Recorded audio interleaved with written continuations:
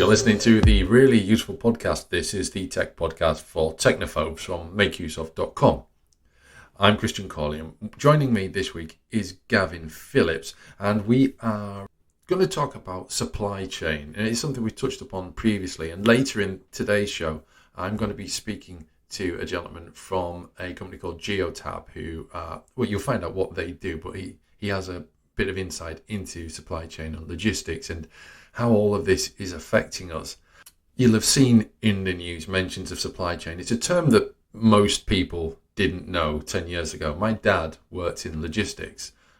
He retired about 25 years ago. I never once heard him say the term supply chain. I'm not even sure if it was used in logistics 25 years ago. It certainly wasn't in my dad's vocabulary over the dinner table.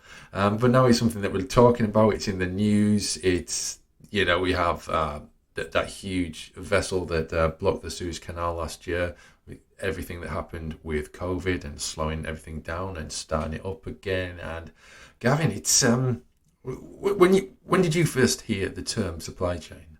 I couldn't really tell you, to be honest, but it's certainly a phrase we've been hearing more and more of in the last few years, isn't it? Yeah. You can't really go a day without looking at the news if you read the news daily, or even if you don't really read the news daily, even if you glance at it every now and then, you're guaranteed to find an article bemoaning supply chain issues, especially at this time of the year as we run up to the Christmas holiday period. There's all sorts of issues with people trying to get their hands on, God, it's anything really, isn't it? The latest toys, the latest consoles, televisions, PCs, the whole spectrum of tech, gadgets, and everything else in between as well.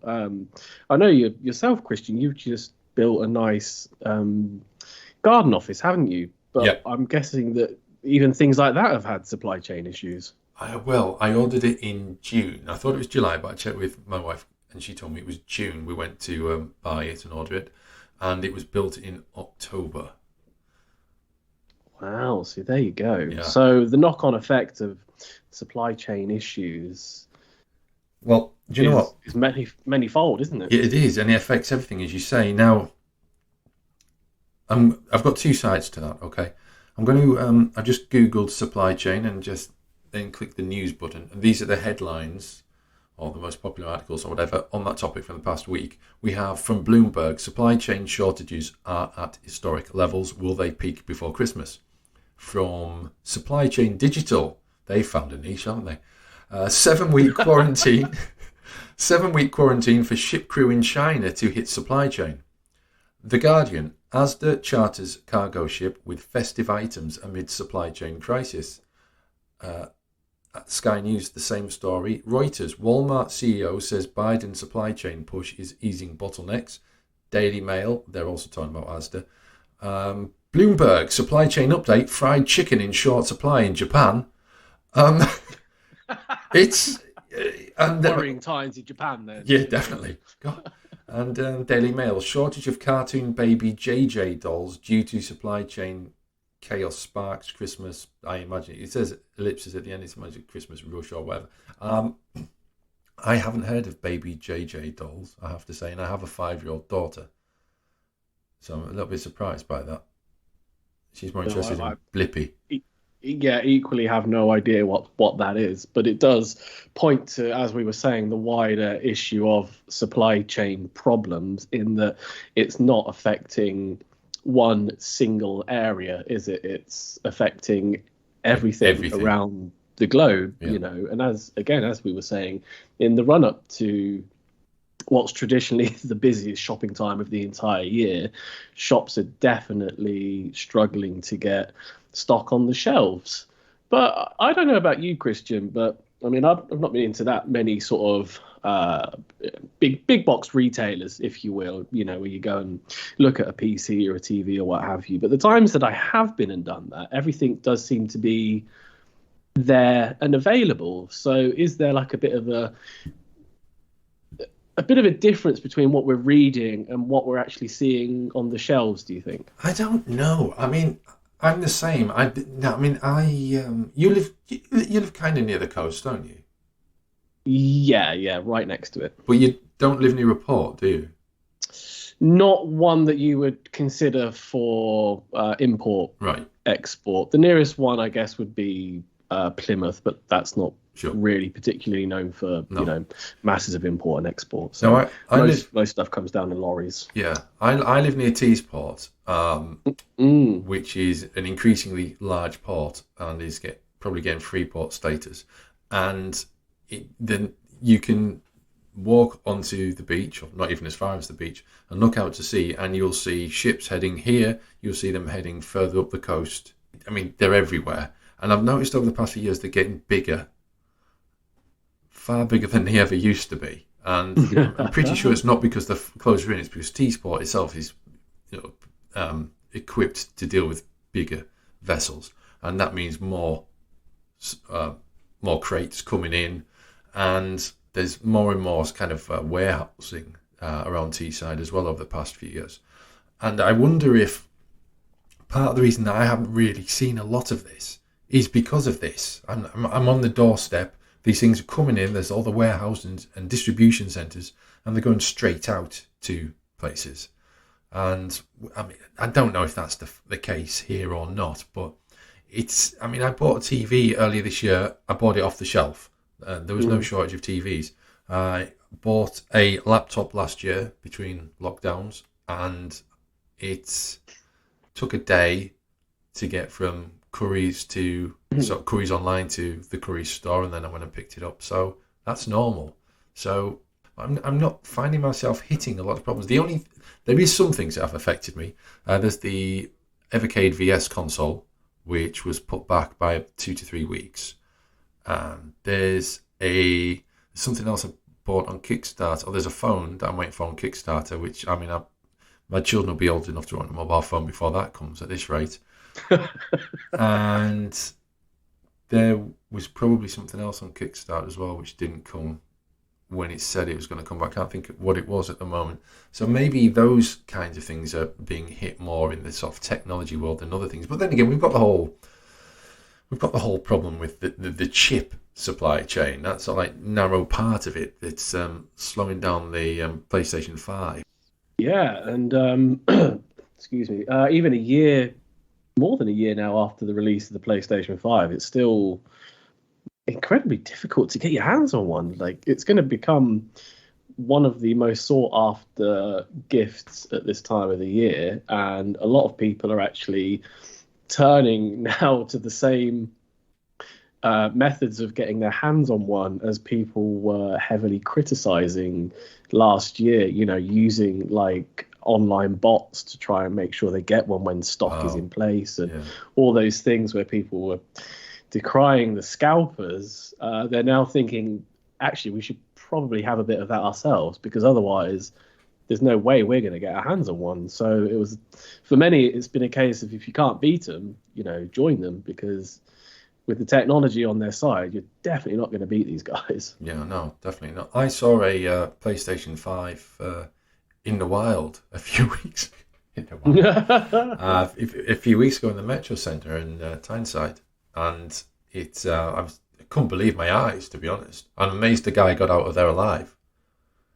It wasn't like flanked by security guards on the way to his car. No, not that I saw. He was just with his wife, strolling through the Metro Centre with his PS5 and brand new box. My gosh, that's brave. I think that's quite brave. Yeah, I do as well.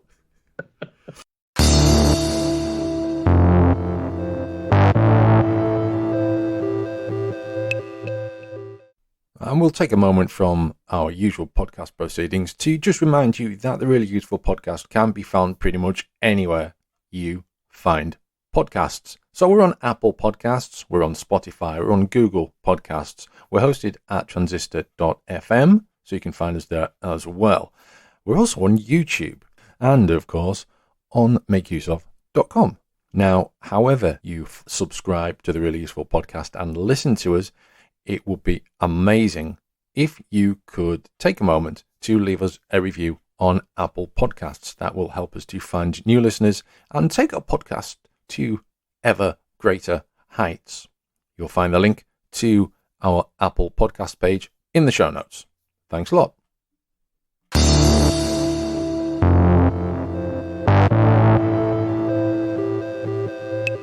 Now, I'm joined by David Savage. He's from Geotab, and that doesn't really tell you very much information at all. So I'm going to ask David. David, what is Geotab and what do you do there?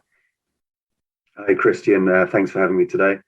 So Geotab is a company that's been going for 21 years. And it's focused within the telematics space. So for the benefit of the listeners on this, if you think about telematics as being able to really understand the data that can come from any kind of vehicle, whether it might be a car or a truck or a trailer, essentially anything with four wheels, really.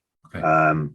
So through our device, now I'll be very brief here because I know we've got other topics to cover, but we plug a device into any kind of vehicle, and from that we can extract data to really help fleets of all sizes. So anyone managing, 2 vehicles up to hundreds of thousands of vehicles, look at improving the performance of the vehicles within their fleet, as well as looking at driver behavior to improve road safety, save money, optimization, etc. So that's what we do at a very basic level.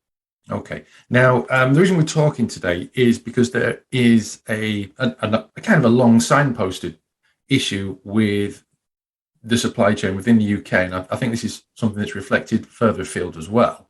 But to kick us off with that, what is a supply chain exactly? Sure. So again, with the ethos of trying to keep this relatively simple for everyone, let's try and create a little bit of an example here. So let's say there's a knock on your door, ring at your doorbell, you answer the door and you receive a parcel. That would typically be the last stage of a supply chain. And for most people, that's all they would ever need to see or would hope to see. But actually, it extends much further than that. So let's say you take whatever item you've been delivered, let's say it's a mobile phone, for example, and you unbox it. And if you had the capability to pull out every individual component that sits within that phone and place them on a map to identify where they would sourced, you'd soon realize that phone actually had a truly worldwide footprint. And that would be all the different components that go into making that single product, whether it is electronic chips, the glass that might sit on the screen, the cardboard and the plastic that might go into the packaging. And that's just those fixed components. If you were to stretch it out further, then there's the raw materials that come in to make those components. Once you have those individual components, they then need to be put together to create that phone or that package. Once that's then created, then there's another step of ensuring, it gets to a different plant to be labeled up. It would then be, moved to different warehouses around the world to help with future distribution. And then ultimately that kind of last mile delivery that would see it in your hands ultimately. So there are many, many different steps involved, looking at kind of the raw material impact, the goods into warehouses, the manufacturing, the outbound warehouses. So, moving it towards and ever closer to the end customer before it ultimately hands in the consumer. So, a single product will typically have a very global footprint. Yeah, so that movement is considerable, isn't it? So that's the supply chain. But we're experiencing a time now where, and really it's amazing it hasn't happened before, where there are shortages and delays in the supply chain. What's happening? What's causing that disruption? Yeah, it's really interesting. We are seeing it much more pronounced now, yet pre-COVID, there were already those fissures, those cracks starting to show within supply chain for a number of factors, and COVID has really amplified that. So, if you look at the North American market, for example, there were supply chain challenges there that predated COVID, trade tensions, particularly between the US and China that were escalated under, former President Trump, different tariffs that came into play there. And then we had the pandemic, which has hit. And whilst it hasn't necessarily created any real new challenges for supply chains, as I mentioned earlier, it's just really caused those fissures to turn into very large cracks. So it's really highlighted actually some of the previously seen and in some areas unforeseen vulnerabilities that existed. And of course, many that's been expedited by many challenges that were brought about by COVID in relation to essentially society just stopping.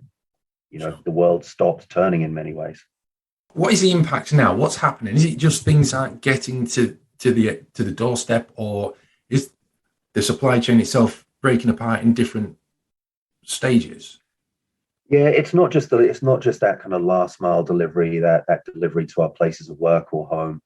It's much broader than that. If we look at when COVID first hit in March of 2020, let's look at how that first impact was felt. So we all went into lockdown, and demand for most goods flattened, reduced pretty significantly as we were all trying to figure out what the world was going to look like. And then through monetary easing efforts by governments, etc., savings that people were gathering by not commuting to their places of work, started to see a bit of a shift in demand patterns. There were increase in DIY activities, home entertainment systems, home gym equipment, etc., etc. And whilst that demand was being built, the world was still at a standstill. So, people weren't encouraged to go into places of work. They weren't able to draw the raw materials out of the earth or other areas. Sailings using carrier ships, etc., were cancelled. So you had all of that behemoth and all of those components that go into a supply chain. They all ground to a halt. And then it's taken a long time to try and get back up to speed to where we were at pre-COVID levels. And the COVID impact, as I've said, has been felt in many different areas. You've got the shipping impact, you've got the human capital, so people not being able to go into their places of work, and then the shift in demand patterns, so greater increase in last mile delivery for those home deliveries. Many of us were reliant on websites, food deliveries, pharmaceutical deliveries for such a long period of time. So you've seen shift in demand patterns, which have really changed the landscape quite a bit, married up to the challenges that were already existing within supply chains pre-COVID.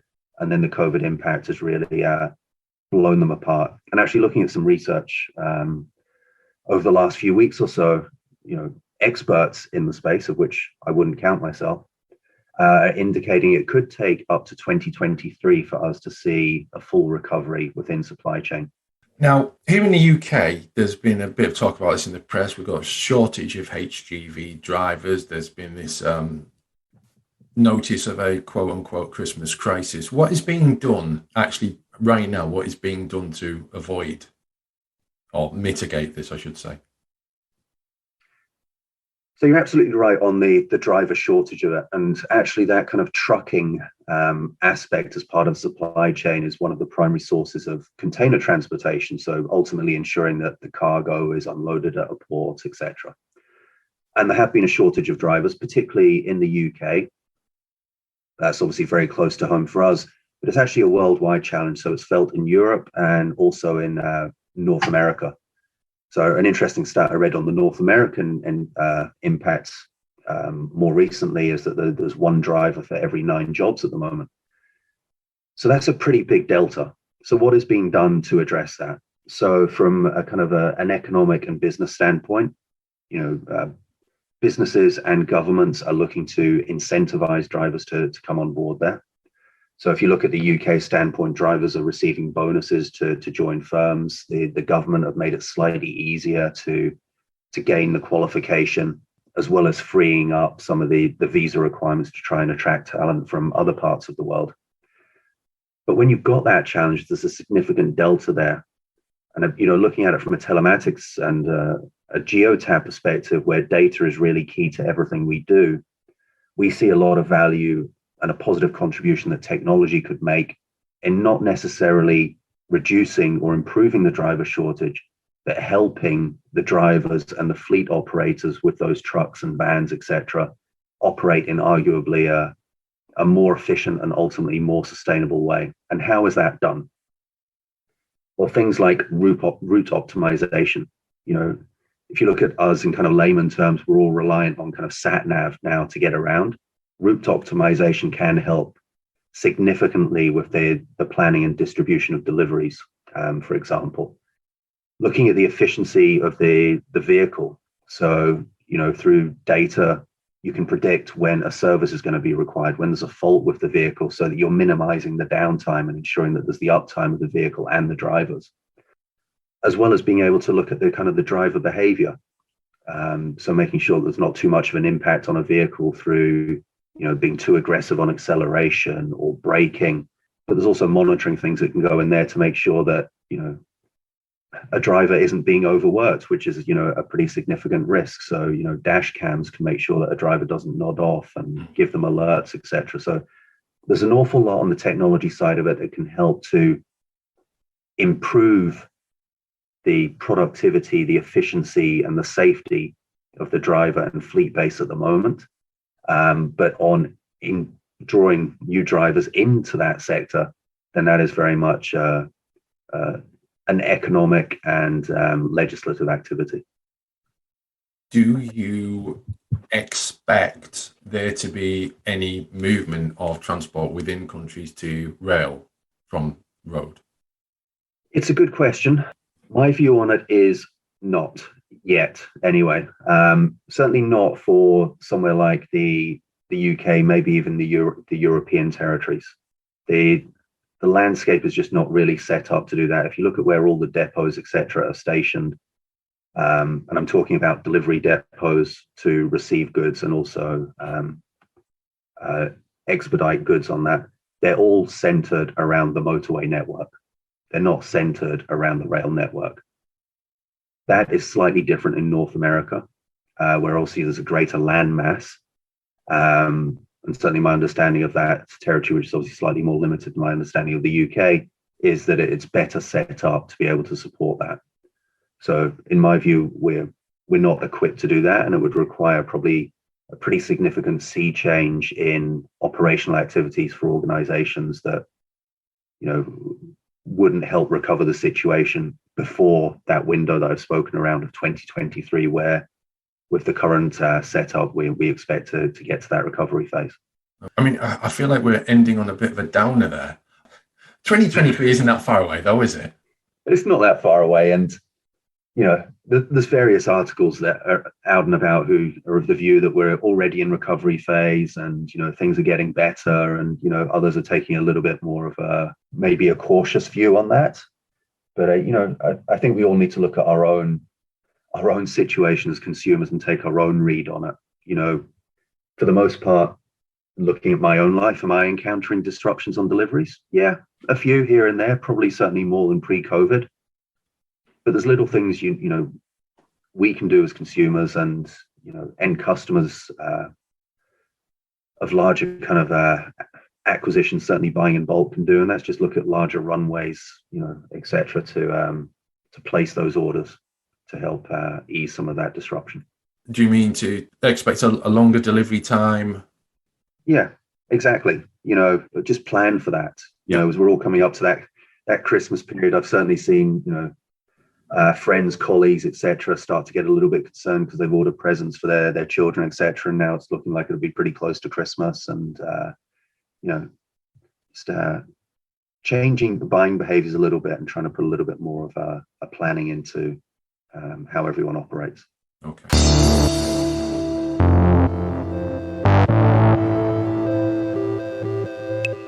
So thanks again to David Savage. He's the Associate Vice President of Geotab for the UK and Ireland, and his insights there into supply chain issues I think will prove, they've certainly taught me a few things, and I think they'll prove valuable to us going forward.